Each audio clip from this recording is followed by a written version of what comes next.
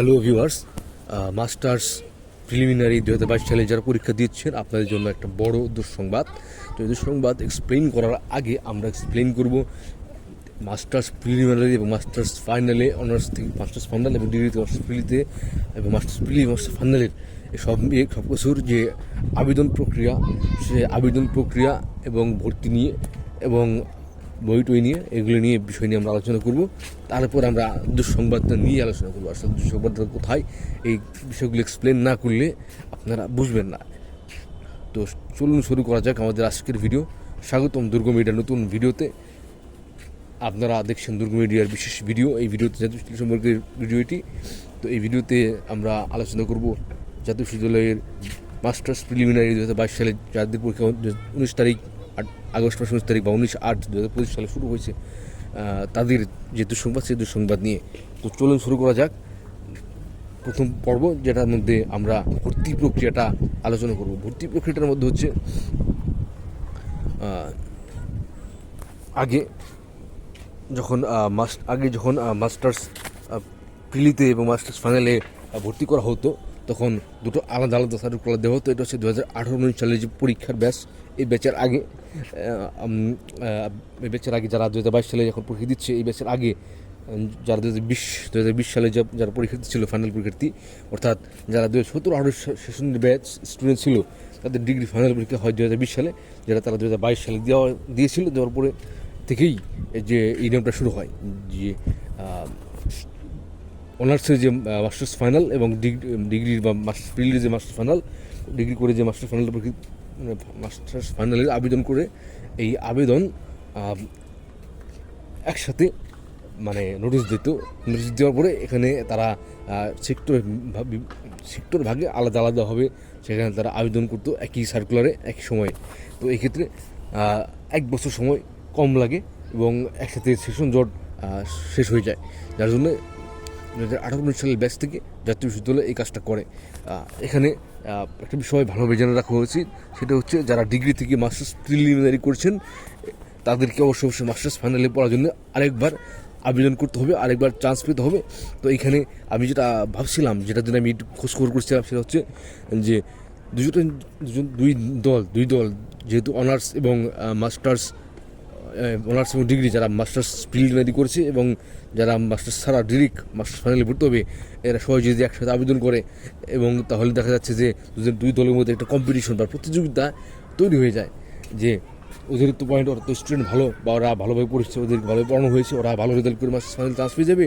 আর ডিগ্রিতে যারা বা মাস্টার্স প্রিলি থেকে যারা মাস্টার্স ফাইনালে আবেদন করবে, তাদের তো ওইভাবে পড়াশোনা করা হয়নি, তারা ওইভাবে চান্স পাবে না, ওরা পিছিয়ে একটু গুরুত্বহীনভাবেই তারা বাদ পড়ে যাবে, এরকম অবস্থা হওয়ার কথা।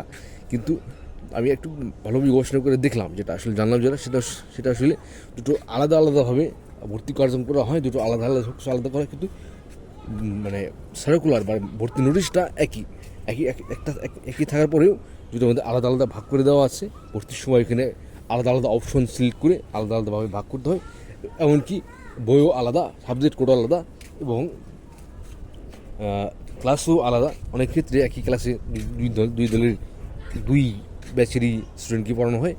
অনার্স থেকে যারা ফাইনালে আসছে এবং প্রিলি থেকে যারা ফাইনালে আসছে, এদের দুজনকে পড়ানো হয়। তো এখানে আসলে দুঃসংবাদটা কোথায়? দুঃসংবাদটা হচ্ছে যারা 2020 সালের ডিগ্রি ফাইনাল পরীক্ষা ছিল, অর্থাৎ যারা 2017-18 সালের ব্যাচ ছিল, তারা মাস্টার্স ফাইনালে এখনও ভর্তি হতে পারে নাই, মাত্র তাদের আবেদন শুরু হয়েছে। কারণ এই মাস্টার্স প্রিলি করার পর তারা 1 বছর কোনো সার্কুলার পায় নাই, কারণ অনার্স যারা 2022 সালে পরীক্ষার্থী ছিল, তাদের সাথে যারা পরীক্ষার্থী ছিল 2021 সালের বা 22 সালের যারা 21 সালের পরীক্ষার্থী ছিল, তাদের চান্স বা তাদের যে ভর্তি হওয়ার সার্কুলার, মাস্টার ফাইনালে ভর্তি হওয়ার সার্কুলার, তারা তখন দেয়নি বা জাতীয় বিশ্ববিদ্যালয় দেয়নি। সেটা 1 বছর পরে, এই কিছুদিন আগে সেটা সার্কুলার দেওয়া হয়েছে, এবং সেইখানে দেখা যাচ্ছে যে তাদের 1 বছর লস হয়ে গেছে একদিক থেকে। আরেক দিক থেকে এখন যারা মাস্টার্স পরীক্ষা দিচ্ছে, তাদেরও 1 বছর লস হয়ে যাচ্ছে, এবং এর আগেও তাদের 1 বছর লস হয়ে গেছে, কারণ তারা ভর্তি হয়েছিল 2023 সালে মাঝামাঝি সময়।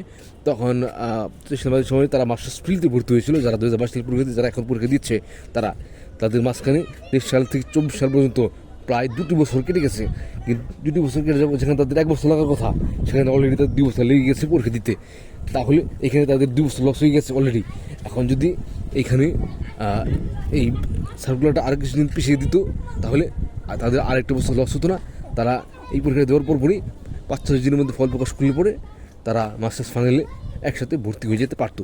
এতে তাদের 1 বছর লস কম হতো, সেশনজটও কমে যেত। এখানে হচ্ছে বড় দুঃসংবাদ। এই জন্য অনেকে আবেদন করতে বলতেছে যে আপনারা থানা রিড করেন প্রথমত দিয়ে, যাতে 1 বছর লস না হয়, কারণ এমনিতে 2 বছর লস হয়ে গেছে। এই হচ্ছে কথা। তো এটা হচ্ছে বড় দুঃসংবাদ। এই দুঃসংবাদটি বোঝার জন্য ভর্তি প্রক্রিয়াটা বোঝানোর দরকার ছিল, যার জন্য আমরা ভর্তি প্রক্রিয়াটা বোঝালাম। আমাদের আজকের ভিডিওটা এই পর্যন্ত। সাথে থাকবেন। যদি কেউ আমাদের ভিডিওর কোনো অংশ বুঝতে না পারেন তাহলে আমাদেরকে জানাবেন, আমরা সেটা নিয়ে আলাদা একটা ভিডিও বানিয়ে আপলোড করে দেবো, যাতে আপনাদের বুঝতে সুবিধা হয়। ধন্যবাদ। সাবস্ক্রাইব করবেন সবসময় যদি সাবস্ক্রাইব করে না থাকেন, আর কমেন্ট করবেন, অবশ্যই কমেন্ট করবেন, লাইক করবেন। কমেন্ট না করলে আমরা কেউ জানবো আপনি কোন অংশটা বুঝতে পারেননি, আমরা সেই অংশটা নিয়ে আবার ভিডিও বানাবো। যদি আপনি বুঝতে না পারেন অবশ্যই কমেন্ট করবেন, লাইক করবেন, শেয়ার করবেন, এবং সাবস্ক্রাইব না করে থাকলে অবশ্যই সাবস্ক্রাইব করবেন। আর আমাদের ভিডিও সবসময় দেখবেন। আমাদের ভিডিও সবসময় পাওয়ার জন্য বেল আইকনটি প্রেস করে রাখবেন।